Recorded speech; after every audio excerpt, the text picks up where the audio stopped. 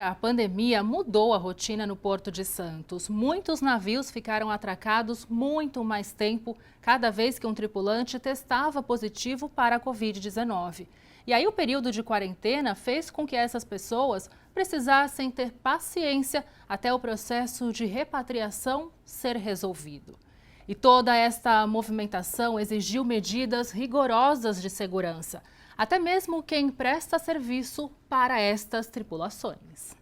Durante mais de 6 meses, este navio que veio da África manteve 16 tripulantes ucranianos em condições desumanas. As condições desses tripulantes se deram precárias a partir do momento que eles ficaram 7 meses em alto mar sem recebimento algum de salário. O navio saiu da África para fazer um afretamento no Brasil. A empresa que tinha contratado os serviços fez o cancelamento, causando problemas financeiros para a empresa armadora desse navio, que fez com que, além dos atrasos dos pagamentos, esse navio não fosse reabastecido com alimentos, combustível e outras coisas. Ele parou em Salvador, conseguiu ser reabastecido, mas não conseguiu ser acostado. Onde ele parou em São Sebastião, litoral norte de São Paulo, e aí o Ministério Público do Trabalho, sabendo da situação por uma denúncia anônima, entrou com uma ação civil pública, o que gerou aí o termo de ajuste de conduta no qual a empresa, na qualidade de investidora, resolveu arcar com os custos dessa tripulação. A espera tão longa veio em meio à pandemia. Foram várias tentativas de entrar em portos de outros países. Enquanto isso, os salários de toda a tripulação só se acumulavam. Estas imagens mostram o desembarque dos estrangeiros, que só aconteceu porque uma empresa de exportação agrícola bancou as despesas em troca de usar o serviço da embarcação. Ela participou da audiência, juntamente com outras autoridades, como o Consulado-Geral da Ucrânia e Marinha, o Ministério Público e os órgãos federais. Para quê? Ela, na qualidade de fiadora, porque ela não tinha a obrigatoriedade com o pagamento dessa tripulação.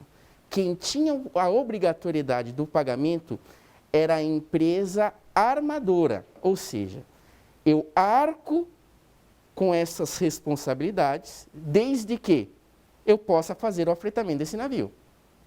Então, eles arcaram com todas as despesas trabalhistas, de saúde e de transporte aéreo para a repatriação de todos os tripulantes. Repatriar tripulantes durante a pandemia exigiu a autorização do Ministério das Relações Exteriores e da Anvisa, já que muitas embarcações cumpriram quarentena.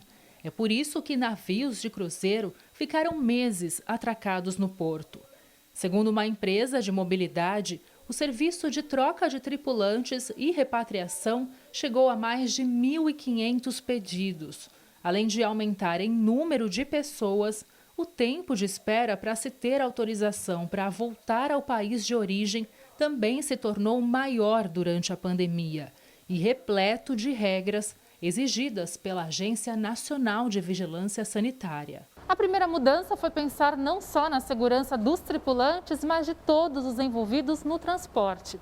Do trajeto do porto até o aeroporto, ninguém pode correr risco. Este é um dos carros que leva os repatriados. E aqui, passageiro e motorista não tem contato nenhum. E a higienização é bem mais rigorosa. À frente de uma empresa que faz o transporte de tripulantes do porto para aeroportos, o Leonardo explica que o procedimento se tornou mais burocrático.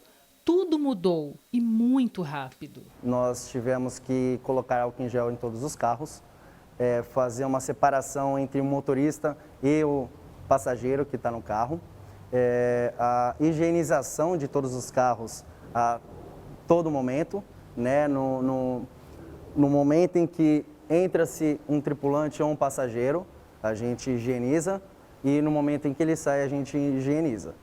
Antes disso, já era realizada uma higienização natural dos carros, porém, com a vinda do vírus, a gente criou um novo procedimento de segurança e higienização. A experiência em tempos de pandemia fez o Leonardo criar um documento para ajudar outras empresas do setor. Nós fomos obrigados a realizar a repatriação de milhares de marítimos, dos navios de cruzeiro.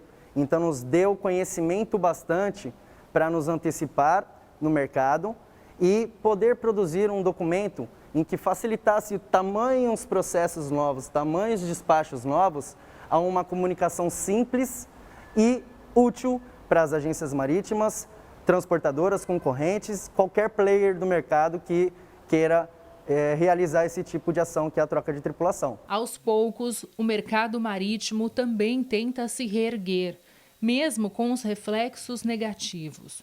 Um cenário tão impactante que muda a movimentação de portos de todo o Brasil e deixam grandes navios à espera de soluções.